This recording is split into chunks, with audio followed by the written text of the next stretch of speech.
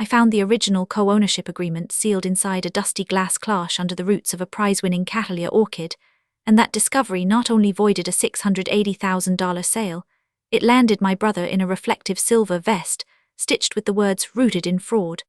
Now he reports to me every Saturday at 7 in the morning, repotting hybrid seedlings, while every plant tag we print carries our probate case number. This is the story of how one handwritten warning from my father, hidden among sphagnum moss and cordyline roots, taught me that some family trees need to be pruned at the trunk. My name is Margaret, and I spent 35 years as an intensive care nurse at a Level 1 trauma center in Winston-Salem. By the time I was 53, I had calluses on my knuckles from starting Roman 4 lines on dehydrated veins, and a pension account that sat at exactly $108,000. My husband Robert, a quiet architect who spent his career designing sunlit library reading rooms, had died of pancreatic cancer 7 years earlier. Our only child was a daughter I lost in a late miscarriage at 38 weeks, so my family had shrunk to my father Elias and my younger brother David. Dad was a master horticulturist, a man who could identify a fungal infection by smell, and who built a historic 1920s greenhouse on our family property in the North Carolina foothills. The structure was a cathedral of iron ribs and curved glass panes that he rescued piece by piece from a defunct botanical garden in the 1970s, hauling the disassembled framework on a flatbed trailer. Inside, he cultivated one of the rarest private orchid collections in the Southeast, over 400 species and hybrids including his own creation, a Cattleya named Elias's Pride, that had won Best in Show at the Atlanta Orchid Society 3 years running and had a fragrance like vanilla and clove. After Dad passed, the property and conservatory fell to David and me, but only I had the kind of liquid cash to stop it from falling apart. I poured every cent of my nursing pension into that greenhouse. I replaced 57 cracked glass panels with custom bent panes from a glazier in Greensboro, who still used a 1920s bending form. I rebuilt the automatic misting system with 1/4-inch copper tubing and a programmable hygrostat that I learned to install by watching a 6-part YouTube playlist at 3 in the morning, while my hands still smelled of antiseptic from my final shifts. I spent 9 months cataloging every specimen using accession numbers and a database on my laptop, cross-referencing sites' permits and hybridization lineage charts, noting which orchids needed cool nights to set buds and which ones required a 6-month dry rest period. David, meanwhile, visited twice and spent both visits scrolling through his phone, while his wife Trish complained about the humidity ruining her $300 keratin blowout. David had always been Dad's golden child, the one who could flash a smile and walk away from any mess while I mopped it up with a sponge and a bottle of bleach. Before I agreed to let him have any ownership, I insisted on a notarized agreement. He received a 40% stake in the conservatory and the property, but only in exchange for a binding condition. For as long as the greenhouse stood, he would personally deliver a weekly arrangement of fresh orchids to the altar at St. Mark's, the little stone church where Dad had been a deacon for 40 years. I wrote it into the contract myself, using precise language I had learned from reading informed consent forms and living wills. Dad insisted we sign it in front of his longtime friend Janet Crowley at the Coastal Community Credit Union, a notary whose stamp was pressed so hard you could read it from the back of the page. David signed without even looking up from his phone, his signature a lazy scrawl that looked nothing like the careful loops on my nursing license. 3 months ago, Dad died in his sleep in the small bedroom off the back of the greenhouse, the same room where he had parted his first orchid cutting in 1983. The funeral was small, just the choir from St. Mark's and a handful of his horticulture club friends who brought parted phalaenopsis instead of cut flowers. Within 24 hours of the burial, the vultures started circling. David and Trish showed up at the farmhouse where I had lived since I moved back to care for Dad, carrying a navy blue 3-ring binder and a bottle of overpriced Chardonnay. Trish was dressed in head-to-toe ecru linen, the kind of outfit that screams I spend my time at charity galas, not scrubbing algae off humidity trays. They sat me at the kitchen table under the flickering fluorescent light and explained that I was too emotional to handle the estate. David kept patting my hand with his clammy fingers and calling me Maggie, a nickname I have despised since 7th grade when he wrote it in permanent marker on my clarinet case. They wanted to help, they said, because family takes care of family. Then Trish, without asking, walked into the conservatory with a black contractor-grade trash bag and started tossing anything that looked dusty or old. I watched from the doorway as she picked up a glass cloche, the kind you use to display antique clocks or rare documents, a dome about 10 inches tall with a brass base oxidized to a dark patina. She held it up to David like she was handling a dead mouse. David shrugged and said, "Junk, toss it." The bag was already half full of Dad's handwritten propagation logs. The cloche rolled off the pile and bumped under a potting bench, the glass ringing once but not breaking. They didn't notice. They never noticed anything that wasn't a dollar sign. I waited until they went inside to drink more Chardonnay and laugh about the tacky wallpaper in the hallway, then I retrieved it. The glass was still intact, though fogged with decades of condensation. Under the dome was nothing but a little copper tray, but when I turned the base over I saw that the bottom was sealed with a disc of cork that had been painted over with melted paraffin wax, the kind of wax Dad used to seal his homemade grafting paste. The whole thing had the faint scent of old vanilla and cinnamon. I carried it to my bedroom, locked the door with the old skeleton key, and pried the cork out with a butter knife from the kitchen, my nurse's hands steady, even though my pulse was hammering at 110. Inside, wound tightly and held with a piece of raffia, was a rolled-up document and a small notepad page torn from a spiral bound right in the rain pad. The document was the original notarized co-ownership agreement from nearly 10 years earlier, the exact one I had written, but this copy bore my father's thumbprint in planting soil, pressed next to his signature in black ink. The notepad page was in Dad's tight, slanted cursive, the letters as precise as his plant labels. It said, "Margaret, my final gift. David has never been trustworthy. At 16 I caught him forging my signature on a check for $200 from the greenhouse supply account. I never pressed charges because your mother begged me not to. He was never punished and he never changed. Protect your legacy. This agreement is a dead man's switch. Keep it safe and do not let him see it. The notarization must match the original journal entry with Janet. Without that, any sale is void." I sat on that faded floral bedspread and read it 4 times until the words blurred and my tears soaked into the paper's fibers. Then I folded the document and the note back into the copper tray, sealed the cloche with a dab of melted candle wax from my nightstand, and wrapped the whole thing in a clean pillowcase inside my old nursing duffel bag, the same bag that still held a stethoscope and a pair of bandage scissors. Before I continue this story, let me know where you're watching from in the comments below. Hit like and subscribe if you believe that family doesn't always mean loyalty, and sometimes the most dangerous predators come wrapped in charming smiles and expensive linen. Manipulation started the next morning, a performance so slick it could have been scripted by a daytime television writer. David and Trish presented a care plan, typed up on a letterhead that had a clip art of a stethoscope tangled with a heart, as if that would impress a real nurse who had run more codes than they'd had heart dinners. The plan required me to sign a durable power of attorney granting David full legal authority over all my assets, effective immediately, and a separate dissolution agreement that claimed I had abandoned my interest in the greenhouse due to extended illness and mental incapacity. The document cited a vague diagnosis of cognitive decline, a term that made me want to laugh because I still balanced my own checkbook to the penny and could recite the half-life of 32 different vasopressors. In exchange for signing away everything I owned, they would generously provide me a place in their guest bedroom, a monthly allowance of $500, and supervision by Trish, who had a certificate in Reiki energy healing and 0 other medical qualifications.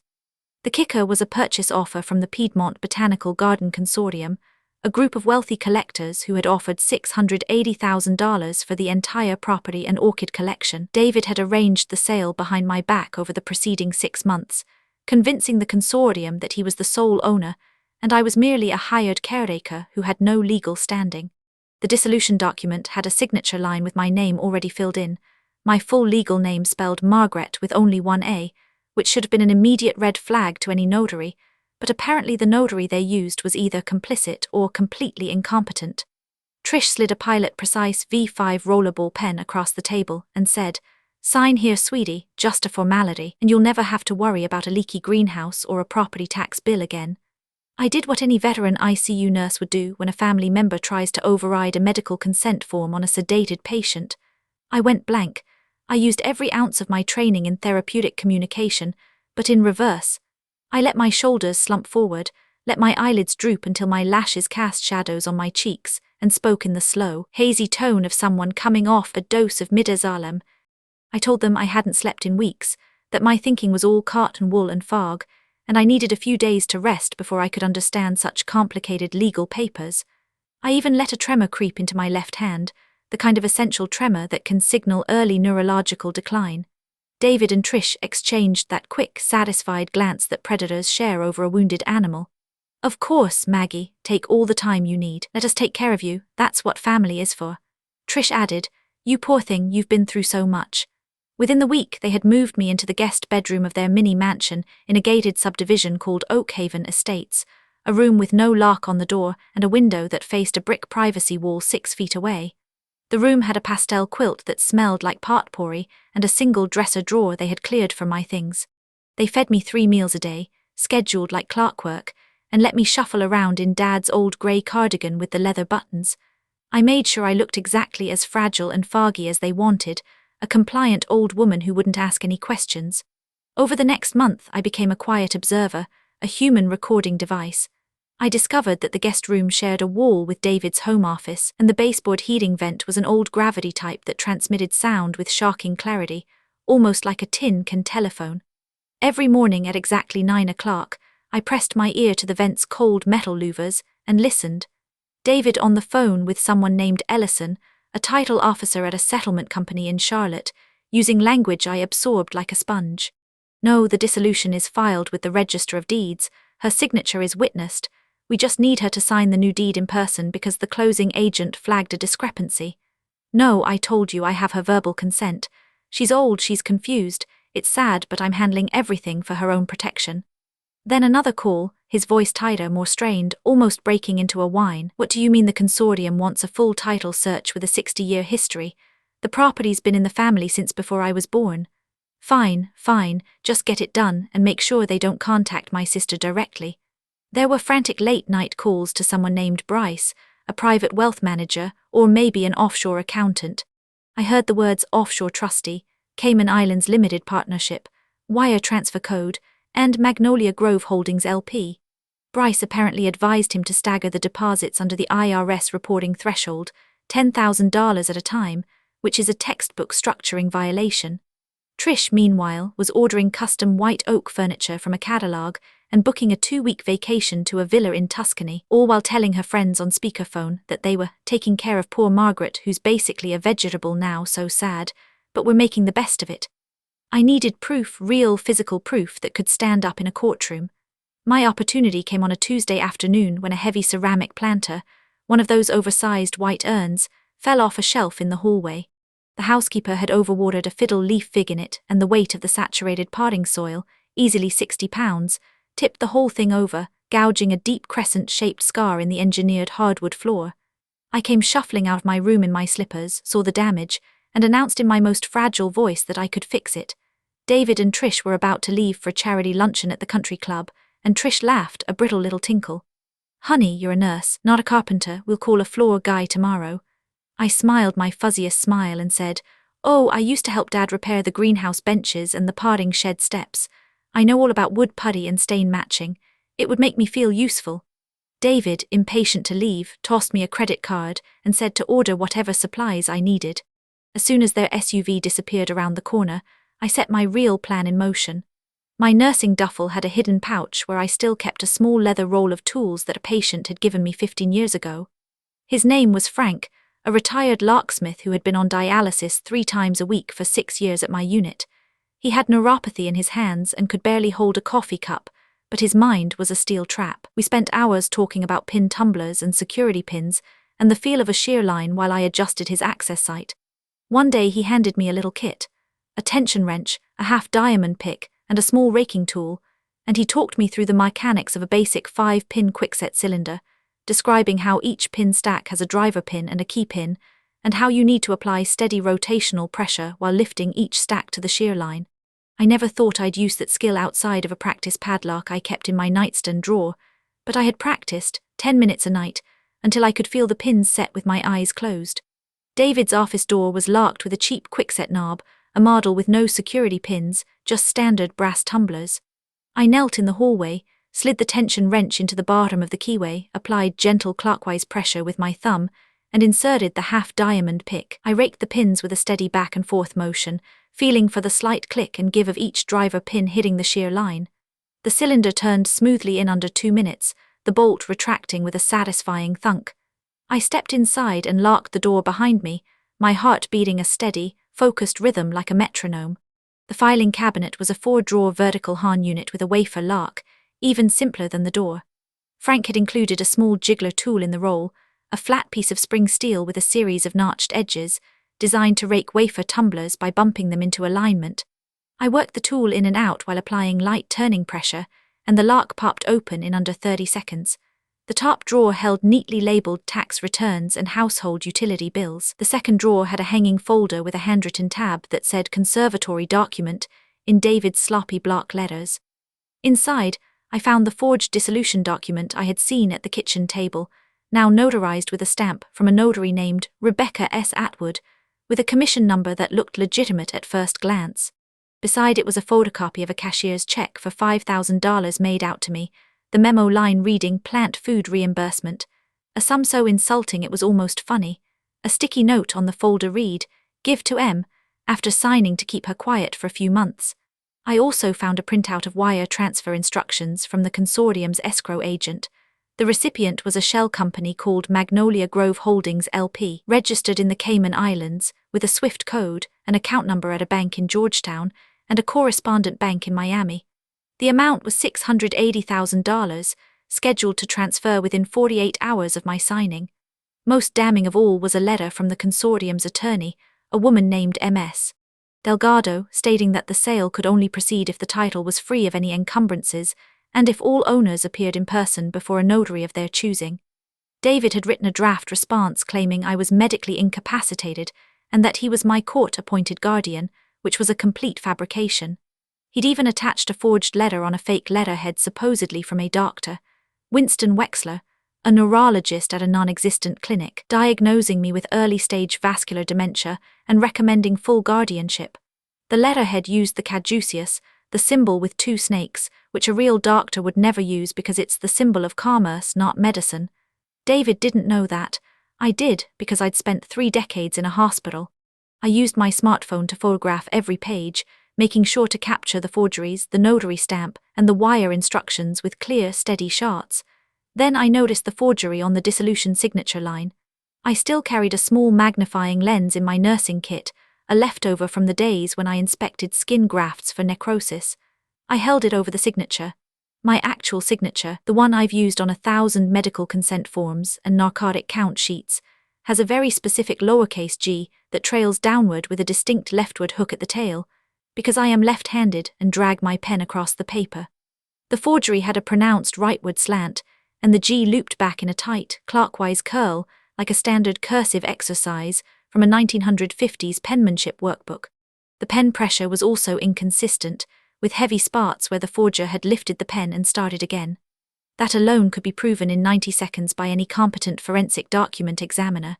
I replaced everything in the exact order I found it, relocked the cabinet and the door, and then drove to the hardware store in my old Corolla to buy wood putty, a stain marker in golden oak, and a sheet of fine grit sandpaper. I spent the next hour filling the gouge, sanding it smooth and feathering in the stain until the repair was invisible. When David and Trish came home, they praised my little project and patted my head like I was a poodle who had learned a new trick. That night I called the only person I could trust, my father's estate attorney, a man named Marcus Haring. I had known Marcus since I was a teenager, when he had helped Dad with a boundary dispute over the back acreage. He is 70 years old now, with a face like a friendly basset hound and a voice like gravel in a cement mixer. I told him in a low voice from the guest room closet about the cloche, the original agreement, the forged dissolution, the Cayman account, and the fake doctor's letter. He asked me to bring everything to his office immediately. The next day, while David and Trish were at a real estate open house, I claimed I needed to visit the library for large print books, and I took a city bus downtown, the duffel clutched in my lap.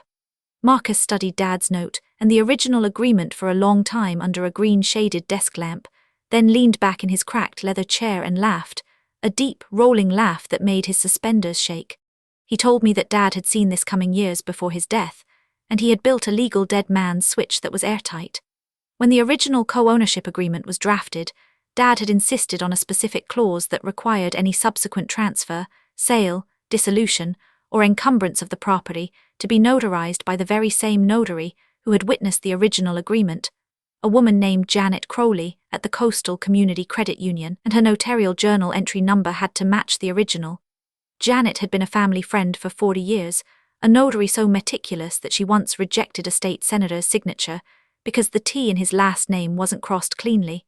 The original agreement had been logged in her journal as entry number 4872, with a thumbprint and a special embossed seal. The forged dissolution was notarized by some random notary named Rebecca Atwood, whose commission number was from a county 3 hours away, and Janet would never have accepted it. Dad had essentially created a dual key system. Without me physically standing in front of Janet Crowley at that specific credit union, alive and consenting, the sale could never be finalized.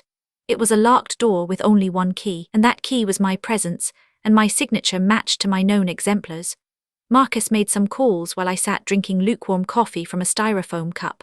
He spoke to the consortium's legal compliance officer, Ms. Delgado, the same woman whose name I'd seen on the attorney's letter. She had already flagged multiple irregularities: the mismatched notary stamps, the misspelling of my name, and the fact that the title search had revealed the co-ownership agreement was still active in the county records. The consortium's offer was about to be formally rescinded, but Marcus convinced them to let us set a trap. They agreed to send their representative, a Mr. Paris, along with Ms. Delgado and an independent forensic document examiner named Dr. Nguyen, to a staged signing at the Coastal Community Credit Union. The notary would be Janet Crowley herself, who, when she heard the story, had to sit down and fan herself with a deposit slip before she could speak. She was so furious. We would present the forged documents as if everything was normal, and once the fraud was openly documented in front of multiple neutral witnesses, the police would be waiting in an adjacent office. Marcus also contacted a detective in the county fraud division and a U.S. postal inspector, because David had mailed those forged documents across state lines to the consortium, which triggered federal mail fraud jurisdiction in addition to state forgery and exploitation charges. But before the trap could snap, I needed to know if David had any remaining shred of humanity, any flicker of the little boy I once pushed on a swing. I staged a medical scan. It was a Wednesday afternoon, 3 days before the scheduled signing. Trish was in the kitchen ordering new drapery swatches on her laptop, and David was pacing in the living room on a call with Bryce the accountant, discussing how to structure the offshore deposit to avoid the IRS radar. I filled a watering can in the laundry room sink, heavy with cold water, and walked slowly down the hallway, my slippers making soft scuffing sounds on the oak floor. As I passed the archway into the living room, I let my body go limp. I dropped the watering can, letting the water splash across the floor, and clutched my chest with both hands, my fingers clawing at my cardigan. I fell heavily onto my left side, letting out a choked, desperate gasp that was exactly the sound of a person in ventricular fibrillation. I am a critical care nurse. I know the vocalizations, the agonal breaths, the way the eyes roll back. I even let my lips go a little blue by holding my breath for a few seconds before the fall. It was convincing enough that Trish looked up from her laptop, her face blank. She saw me on the ground, my left arm twisted under my body, my right hand scrabbling weakly at the floor. She got up slowly, walked over in her pristine white tennis shoes, and stepped over my legs without once bending down to check my airway or feel for a carotid pulse. She called out in a voice as casual as if she was asking about the weather, "David, your sister fell." David came around the corner, his phone still pressed to his ear. He glanced down at me, my chest heaving, my face contorted, and his expression was one of mild annoyance, the same look you'd give a spilled glass of milk. He said into the phone, "Hold on, I have to deal with something." Then he stepped over my body, the sole of his loafer actually brushing the back of my outstretched hand, and picked up a folder that had fallen from the coffee table, a folder I knew contained the fake medical letter and the loan documents against his own house. He stood there, flipping through pages, and said, "Maggie, get up, you're fine. We have an appointment on Friday, and I need you functional and cooperative. No more of this drama." Trish grabbed my purse from the hallway bench and started rifling through it, presumably looking for a signed power of attorney they thought I had tucked inside. I lay there for another 8 seconds on that cold floor, my own pulse roaring in my ears but my heart feeling like a block of dry ice. I pushed myself up slowly, using the wall for support, mumbling something about low blood sugar and needing a glass of orange juice. They didn't offer to help me stand. Trish didn't even look up from my purse. That was the moment the last filament of sibling loyalty inside me snapped, a tiny thread that had held on since childhood, and it broke clean and silent. I was done. I was completely, irrevocably done.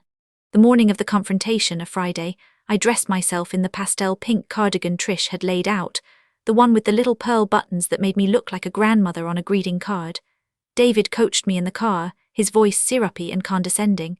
Now, Margaret, the consortium people are very important, so just smile and say yes. Don't ask any questions, don't make any fuss. Mr. Paris has a check waiting, and then we can all move on with our lives. This is for your own good. Trish patted my knee from the back seat and said, "You've been so confused lately, sweetie, it's just time to let us handle everything. We love you." I nodded and stared out the window at the passing strip malls, counting the seconds. Inside the Coastal Community Credit Union, the conference room had been set up with a long oak table polished to a honey glow. Janet Crowley, a woman in her late 70s with a cloud of white hair and a notary seal that looked like a small brass cannon, sat at one end with her journal open to a fresh page, embossed with the same stamp she'd used a decade ago. Mr. Paris from the consortium was there in a tailored grey suit, and beside him was MS. Delgado, a sharp-eyed woman with an audio recorder already running inside a leather portfolio. There was also Dr. Nguyen, a forensic document examiner with a small briefcase containing 2 microscopes and a set of known exemplar signatures from my nursing license and tax returns. 2 detectives in plainclothes waited in the adjacent office, the door slightly ajar. David laid out the stack of documents on the table, smoothing them with his palm, the same palm that had not reached down to help me when I lay dying. There was the forged dissolution, the new deed transfer form, the power of attorney, and on top, like a garnish, the $5,000 cashier's check, its pale green paper crisp and new. He uncapped the pilot pen and placed it in my hand. "Now, Maggie, all you have to do is sign right here on the highlighted line, and you're free. You won't have to worry about that crumbling old greenhouse ever again." I picked up the pen. I felt the cold metal in my fingers, the same kind of pen I'd used to sign 100 medication orders and 1,000 nursing notes. I set the pen down on the table, its click echoing in the quiet room. I looked directly at David, and for the first time in 6 weeks I let my eyes focus with the sharp, unforgiving clarity of a nurse who has walked into a code room and knows exactly which presser to push to bring a heart back. I said, in a voice as steady as a heart monitor reading normal sinus rhythm, "I would rather burn that greenhouse to the ground and salt the soil with its ashes than hand a single leaf to a man who stepped over his dying sister for a dollar sign." David's face went through 3 distinct phases in under 3 seconds. First shock, his mouth falling open, then confusion, his brow furrowing as he tried to process the words, then rage, a flash of pure red anger that twisted his features. He snatched at the papers and said, his voice pitching high, "You're confused, she's not well, we need to reschedule, she's clearly having an episode." But Janet Crowley stood up slowly, her knees creaking, and from a zippered evidence bag she produced the glass cloche. The brass base gleamed under the fluorescent lights, and through the dome you could see the rolled document and the note with my father's handwriting. She unscrewed the base, removed the paper, and placed the original agreement on the table next to the forged dissolution. The thumbprint, still faintly visible in dark soil, was unmistakable. Dr. Nguyen opened her briefcase and placed my known signature exemplars next to the forged dissolution. She worked in silence for about 90 seconds, using a stereoscopic microscope to compare the stroke patterns, the slant, the pen lifts, and the terminal stroke of the letter G. Then she spoke for the recorder. "The questioned signature on the dissolution document is a simulation. The pen pressure shows hesitation at multiple points, the slant is inconsistent with the known exemplars, and the terminal hook on the G curves clockwise, whereas all known signatures from Margaret Elias curve counterclockwise, consistent with a left-handed writer. This is a clear forgery." MS. Delgado opened her portfolio fully and clicked a button on her recorder to capture the next statement. She announced for the record that the Piedmont Botanical Garden Consortium was withdrawing its purchase offer immediately on grounds of attempted fraud, and that she was filing a suspicious activity report with FinCEN due to the offshore wire transfer instructions. Mr. Paris looked at David with the kind of disgust you reserve for mold on a laboratory sample and said simply, "We're done here." Then the side door opened. 2 detectives from the County Fraud Division stepped in, badges at their belts, followed by a U.S. postal inspector in a dark blue jacket. The inspector stated that David Elias was under arrest for mail fraud, wire fraud, forgery, uttering a forged instrument, conspiracy to commit financial exploitation of a vulnerable adult, and structuring transactions to evade reporting requirements. David tried to run. He made it 2 steps toward the exit before one of the detectives caught him by the elbow and spun him against the wall, handcuffs clicking around his wrists with a sound like a lock snapping shut. Trish started screaming about elder abuse and how I was mentally incompetent, and the detective, without missing a beat, pointed out that she had written the fake doctor's letter and was also being charged with conspiracy and forgery. She was cuffed 30 seconds later, her linen outfit wrinkled as she was led out. In the aftermath, the full scope of the scheme unraveled like a ball of cheap yarn. David had maxed out 5 credit cards and taken a second mortgage on his house to fund the lavish spending and the legal fees for the offshore account, all based on the expected windfall from the sale. When the consortium froze the transaction, the bank called in the mortgage. The Cayman account, once the consortium's compliance team flagged it for the FinCEN report, was frozen under Treasury Department rules against money laundering. The IRS opened a full audit on David and Trish for claiming conservatory expenses as business losses on their joint tax returns, while simultaneously funneling non-existent revenue into shell companies. The fake doctor's letter added charges of conspiracy to commit financial exploitation of a vulnerable adult. The forged dissolution document resulted in 5 counts of forgery and 1 count of uttering a forged instrument. The U.S. Attorney's Office in the Middle District took the case because of the interstate mail fraud, which carries a potential 20-year sentence per count. The criminal case took 14 months of depositions, evidence reviews, and continuances. David's attorney tried to argue that he was a victim of his own financial desperation, but the forensic evidence and my testimony were airtight. Facing the possibility of decades in federal prison, David accepted a plea deal. He pleaded guilty to 1 count of mail fraud, 2 counts of forgery, and 1 count of financial exploitation. He received 18 months in state prison, 3 years of supervised probation, restitution to the consortium for their legal costs totaling $32,000, and a requirement that he perform 500 hours of community service to an organization of the court's choosing. The judge, who had heard the full story, looked at David over her reading glasses and said, "I am designating the conservatory as the recipient of your community service. You will serve those hours under your sister's supervision." Trish received a suspended sentence of 6 months, 2 years of probation, and was permanently banned from managing any financial accounts for a decade. Her Reiki certificate won't help her there. I reclaimed every inch of my property. The title was cleared within a week, the forged documents were voided, and the conservatory was mine alone. The consortium, after everything settled and seeing the care I had put into the orchids, came back with a modified offer. They would pay $200,000 for exclusive tissue culture propagation rights to the top 12 rare hybrids, including Elias's Pride, and a stunning blue Vanda that Dad had been stabilizing for 20 years. This allowed them to clone and sell the cultivars while leaving me full ownership of the physical plants, the greenhouse, and the land. I accepted the deal. That money, combined with my restored pension, allowed me to establish the conservatory as a registered nonprofit called Bloom of Deceit Orchids, dedicated to teaching botanical science and orchid cultivation to nursing home residents, community college students, and anyone who needs a quiet green space to heal. And David, every Saturday at 7 in the morning, he reports to the greenhouse. I had a heavy-duty work vest custom made for him at a uniform shop. The back reads "Rooted in Fraud" in reflective silver letters, and the front pocket is embroidered with the probate case number, 24CV007891, in white thread.